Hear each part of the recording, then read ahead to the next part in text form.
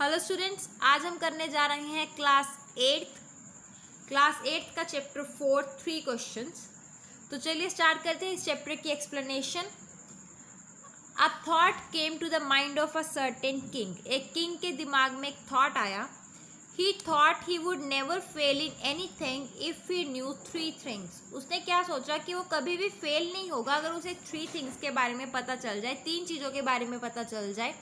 The right time for an action, कि कोई भी काम करने का राइट टाइम कौन सा है, सही टाइम कौन सा है। The right people to listen to, हमें वो सही इंसान कौन है जिसकी बात सुननी चाहिए। The most important thing to do, और सबसे ज़्यादा इम्पॉर्टेंट चीज़ कौन सी है करने के लिए। The king sent messenger throughout his kingdom, king ने क्या अपने पूरे राज्य में मैसेंजर्स भेज दिए। ठीक है, मैसेंजर्स मतलब सूचना देने वाले भेज दिए। He promised a large sum of money to anyone who would answer these questions. तो किंग ने क्या किया, प्रॉमिस किया कि उसे बहुत बड़ा इनाम मिलेगा जो इन क्वेश्चंस का आंसर देगा। Many wise men come to the king with their answer. बहुत सारे वाइज मैन, बुद्धिमान लोग आंसर्स लेके किंग के दरबार में पहुंचे, but their answers were all different. पर सबके आंसर्स क्या थे, डिफरेंट थे। In reply of first question, some said the king must prepare a timetable to and follow it strictly. कुछ लोगों ने फर्स्ट क्वेश्चन के जवाब में क्या बोला कि किंग को अपना एक टाइम टेबल प्रिपेयर कर लेना चाहिए और उस टाइम टेबल को स्ट्रिक्टली क्या है, फॉलो करना चाहिए। Other said it was impossible to decide in advance right time for anything, और कुछ ने क्या बोला कि ये तो इम्पॉसिबल है ये डिसाइड करना कि कोई भी काम करने का राइट टाइम कौन सा है। Therefore the king should notice everything, पर वो किंग था, वो हर एक चीज नोटिस कर रहा था। And do क्या बोला, therefore the king should notice everything and do whatever seemed necessary at the particular time. वो एक ने क्या सजेस्ट किया कि किंग को सारी चीज़ों को नोटिस करना चाहिए और जब उसे कुछ लगे कि हाँ ये सही टाइम है करने का, तब वो चीज़ करनी चाहिए। Yet others said the king should have a council of wise men to tell him the right time for every action. कुछ लोगों ने ये भी सजेस्ट किया कि किंग को एक बुद्धिमान लोगों की काउंसिल मतलब एक कमेटी बना लेनी चाहिए और उनसे पूछना चाहिए कि राइट टाइम करने, कोई भी काम करने का राइट टाइम कौन सा है। Some other said the king must have magicians, कुछ लोगों ने बोला कि किंग के पास जादूगर होने चाहिए। Only magician could look into the future and tell the right time for an action, सिर्फ एक मैजिशियन ही है जो राइट टाइम क्या होता है कोई भी काम करने का वो बता सकता है फ्यूचर में देख के। Equally different were the answers of the second question, इसी तरह जो उसका सेकेंड क्वेश्चन था उसके सारे आंसर्स भी क्या थे, डिफरेंट थे। Some said the right people for the king to listen were his advisors, कुछ ने क्या बोला कि जो किंग के एडवाइजर्स हैं वही राइट पीपल है जिनकी बात किंग को सुननी चाहिए। Other said his soldier were most important for him and so on, कुछ ने ये भी बताया कि जो उसके सोल्जर्स हैं, सिपाही हैं, वो उसके लिए बहुत ज़्यादा इंपॉर्टेंट है, एंड ऐसे ही बहुत सी और बातें भी बताई गई। To the third question some said the most important thing was science, तो थर्ड क्वेश्चन था उसके लिए कुछ लोगों ने क्या बोला कि साइंस सबसे इंपॉर्टेंट चीज़ है। Other said it was warfare, कुछ लोगों ने बताया कि वॉरफेयर मतलब लड़ाई के लिए पैसे वगैरह इकट्ठे होते हैं वो इंपॉर्टेंट है। Still other said it was religious worship, कुछ लोगों ने ये भी बताया कि रिलीजियस वर्शिप, भगवान की जो वर्शिप करना होता है वो इंपॉर्टेंट चीज़ है। All the answer were so different, सारे आंसर्स बहुत ज़्यादा डिफरेंट थे। That the king was not satisfied, पर जो किंग था वो किसी भी आंसर से सेटिस्फाइड नहीं था, संतुष्ट नहीं था। He gave no one any reward, उसने किसी को भी कोई भी रिवॉर्ड नहीं दिया। Now he decided to seek the advice of a certain hermit who was known for his wisdom, अभी उन्होंने क्या डिसाइड किया कि एक हर्मिट मतलब एक साधु है, उससे वो एडवाइस लेंगे। वो जो साधु है उसकी बुद्धिमानी के लिए जाना जाता था। This hermit lived in woods which he never left, जो वो हर्मिट है वो एक जंगलों में रहता है और जंगलों को उसने कभी भी नहीं छोड़ा था। ही मेट नन, वो किसी से नहीं मिलता, but common people. So the king put on very simple clothes, वो किसी से नहीं मिलता पर वो कॉमन पीपल से मिलता है, इसलिए किंग ने क्या बिल्कुल सिंपल से क्लोथ्स पहन लिए।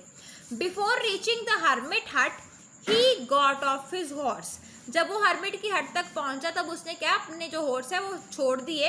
He left the horse with his bodyguard and went on alone. उसने अपने जो हॉर्स है वो बॉडीगार्ड के पास छोड़ दिया और आगे क्या है वो अकेला गया. As the king come near to the hermit's hut, he saw the hermit digging the ground in front of his hut.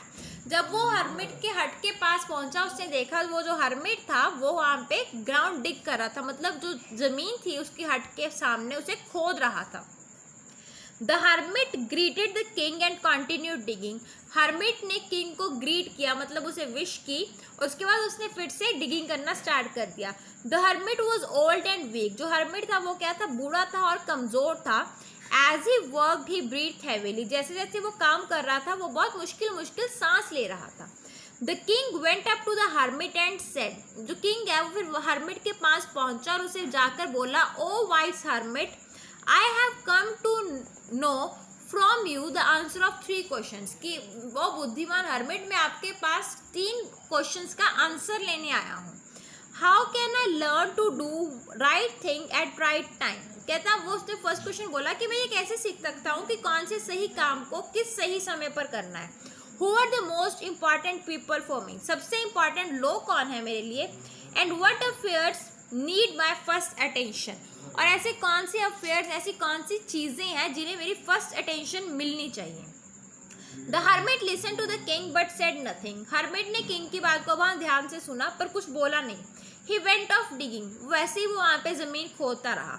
You are tired said the king. King ने बोला कि आप थक गए हो. Let me have the spade and dig for you. मुझे आपकी ये जो कही है वो दे दो और मैं यहाँ पे क्या करूँगा, डिगिंग कर देता हूँ आपके लिए. Thanks said hermit. हर्मिट उसे थैंक्स बोला. He gave his spade to the king. उसने किंग को अपनी स्पेड दी and sat down on the ground, और ग्राउंड पे बैठ गया. When the king had dug 2 beds he stopped and repeated his question. जब किंग ने 2 बेड मतलब 2 वैसी क्यारियां खोद दी तब वो रुका और उसने अपने क्वेश्चंस रिपीट किए. Still the hermit gave no answer. तब भी हर्मिट ने कोई आंसर नहीं दिया. He stood up. वो खड़ा हुआ. Stretched out his hand for the spade. उसने अपना हाथ आगे बढ़ाया और स्पेड मांगी. And said to the king, you can rest for a while and let me work. उसने क्या बोला किंग को कि आप थोड़ी देर रेस्ट कर लो, मैं काम कर लेता हूँ. But the king did not give him the spade. पर किंग ने उसे स्पेड नहीं दी. He continued digging for a long time. वो काफी लंबे समय तक वहाँ पे डिगिंग करता रहा. The sun had gone down behind the trees. अभी जो सन है वो ट्रीज के पीछे छिपना स्टार्ट हो गया. At last the king stuck the spade into the ground. Last में क्या किया, किंग ने वो जो स्पेड थी उसके हाथ पे उसे साइड पे ग्राउंड पे रख दिया. एंड सेड, और बोला, O wise hermit I came to know the answers of my questions. कि उसने बोला कि हर्मिट मैं यहाँ पे अपने क्वेश्चंस के आंसर लेने आया था. If you have nothing to give, अगर आपके पास, if you have none to give, अगर आपके पास देने के लिए कुछ नहीं है, प्लीज टेल मी सो, तो फिर मुझे बता दीजिए. I will go back home. मैं अपने घर वापस जाऊँ. It is getting late. अभी मुझे क्या है, बहुत लेट हो रहा है. Here come someone running said the hermit. तभी हर्मिट ने बोला कि वो देखो वहाँ से कोई दौड़ा आ रहा है. The king turn around and saw bearded man running towards them. तभी किंग ने क्या पीछे मुड़ के देखा और वहाँ से एक दाढ़ी वाला आदमी है वो भागा आ रहा था. His hands were pressed against its stomach from which blood was flowing. उसके जो हैंड्स है उसने अपने हैंड से अपने स्टमक को पकड़ा हुआ था और उसके स्टमक से क्या है, खून आ रहा था. ये देखो यहाँ पे पिक्चर में दिखाया हुआ है कि कैसे वो आदमी भागा आ रहा है, उसके हाथ स्टमक पर है. When he reached the king, जब वो किंग के पास पहुंचा, he fainted and fell to the ground. वो वहाँ पे बेहोश हो गया और ग्राउंड पे गिर गया. The king and the hermit remove the man's clothing and found a large wound in his stomach. तभी वो किंग और हर्मिट ने क्या किया, उसके कपड़े उतारे. तभी उसने देखा कि उसके पेट पर एक बहुत बड़ा जख्म था. The king wash and covered the wound with his handkerchief but the blood would not stop flowing. जब किंग है, किंग ने अपने हैंकी से उसका जो जख्म है उसे साफ करने की कोशिश की पर वो खून है वो रुक ही नहीं रहा था. The king dress the wound again and again. जो किंग है उसके वाउंड को, उसके जख्म को बार बार ड्रेसिंग करता रहा. At last the bleeding stop. Last में क्या, खून निकलना बंद हो गया. The man felt better. Man को भी अच्छा लग रहा था. And asked for something to drink. अभी मैन ने क्या, कुछ पीने के लिए मांगा. The king brought fresh water and give it to him. King है जो फ्रेश वाटर, ताज़ा पानी लेके आया और उसे दे दिया. By this time the sun had set and the air was cool. अभी क्या था, इस टाइम पे जो सन था वो सेट हो चुका था, सूरज छिप चुका था और हवा क्या ठंडी हो चुकी थी. The king and the hermit carried the wounded man into the hut and laid him on the bed. अभी किंग क्या, उसने उस जो वाउंडेड मैन था, जख्मी आदमी था, उसे हट के अंदर लेके गए और बेड पे लेटा दिया.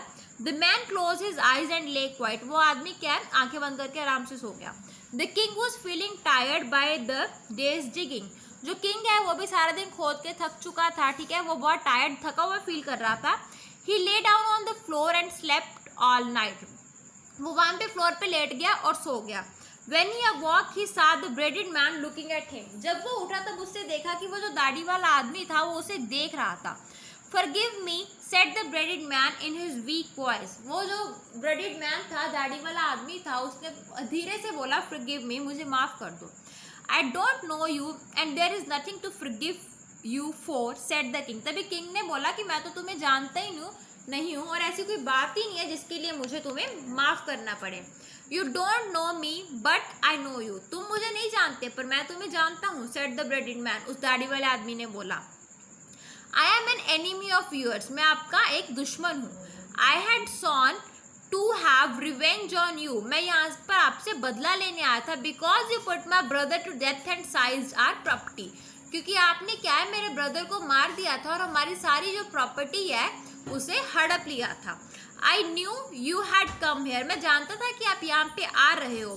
I had made my mind to kill you on your way back. मैंने ये डिसाइड किया था कि मैं आपको आपके रास्ते में ही मार दूंगा. But the day passed, you did not return. But सारा दिन निकल गया, आप वापस ही नहीं आए. When I came out of my hiding place, your bodyguard recognized me and wounded me.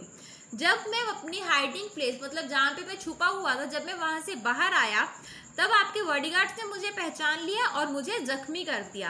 I escaped from him but I would have died if you had not dressed my wound.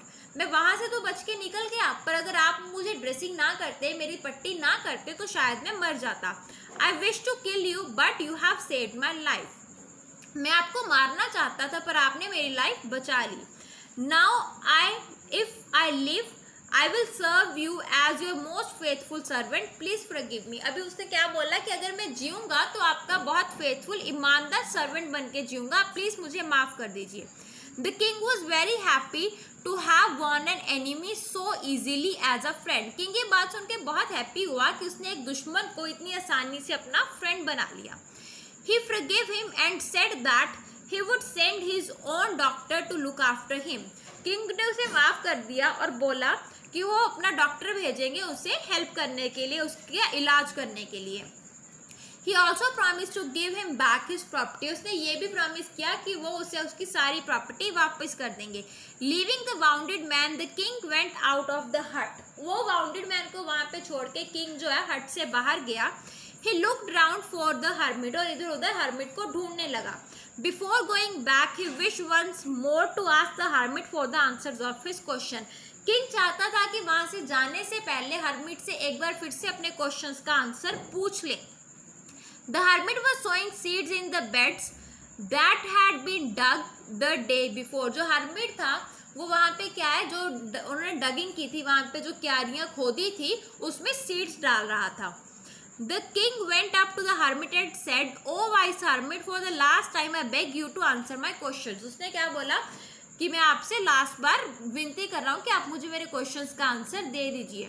Your questions have already been answered, said the hermit. तभी hermit ने बोला कि आपके question का answer तो आपको मिल चुका है. Have been answered? What do you mean? said the king.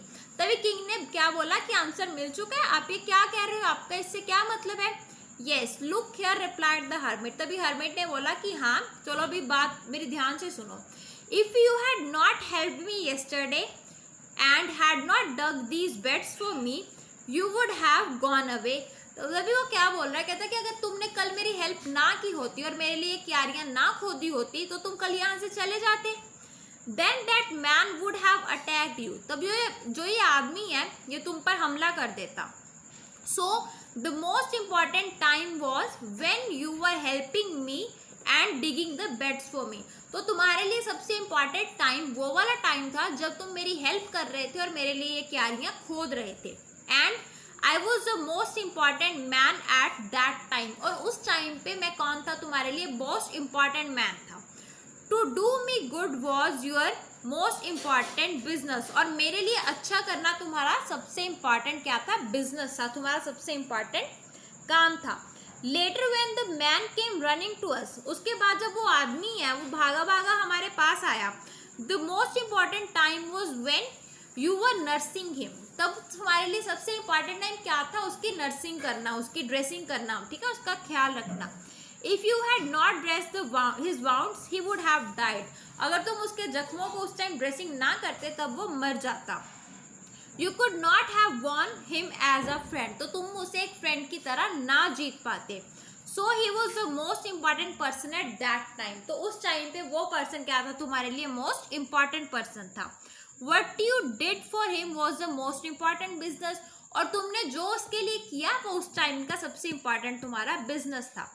Remember then there is only one time that is important, हमारे लिए अभी ये बात याद रखो, हमारे लिए सिर्फ एक टाइम है जो बहुत इंपॉर्टेंट है, वो क्या होता है, दैट टाइम इज नाउ, वो टाइम है अब का time. It is most important time because it is only now when we have any power to act. ऐसा क्यों है कि नाउ अब का टाइम हमारे लिए इंपॉर्टेंट टाइम क्यों है, क्योंकि यही टाइम है जब हम कोई काम कर सकते हैं। The most important person is one with whom you are at the particular moment, तुम्हारे लिए सबसे इंपॉर्टेंट पर्सन कौन है, वो पर्सन जिसके साथ तुम उस मूवमेंट पे हो। You never know what will happen in the future, आप ये बात कभी नहीं जानते कि फ्यूचर में क्या होने वाला है। You don't know whatever you will ever meet that man again और नॉट, आप ये भी नहीं जानते कि उस आदमी से आप फिर से मिलोगे भी या नहीं मिलोगे। Thus the important business is to do that person good, इसलिए तुम्हारे लिए सबसे इंपॉर्टेंट बात कौन सी है, जो पर्सन आपके साथ उस टाइम पे है उसके लिए कुछ अच्छा करना। And for this purpose alone was man sent into this world, और सिर्फ एक यही काम है जिसके लिए जो आदमी है वो इस दुनिया में आता है। इसलिए सबसे इंपॉर्टेंट टाइम हमारे लिए कौन सा हुआ, अब का टाइम, जो टाइम चल रहा है। सबसे इंपॉर्टेंट पर्सन कौन है, जो हमारे साथ उस पर्टिकुलर टाइम पे होता है। तो ये थी इस चैप्टर की स्टोरी। होप आपको स्टोरी समझ आ गई होगी। अगर स्टोरी में कोई भी प्रॉब्लम है या कुछ भी आपको समझ नहीं आया तो आप मुझे कमेंट करके पूछ सकते हो। Thank you students. Thanks for watching my video. अगर आपको मेरी वीडियो अच्छी लगी तो प्लीज़ सब्सक्राइब बटन दबाएं और मेरी वीडियो को लाइक एंड शेयर करना ना भूलें। Thank you.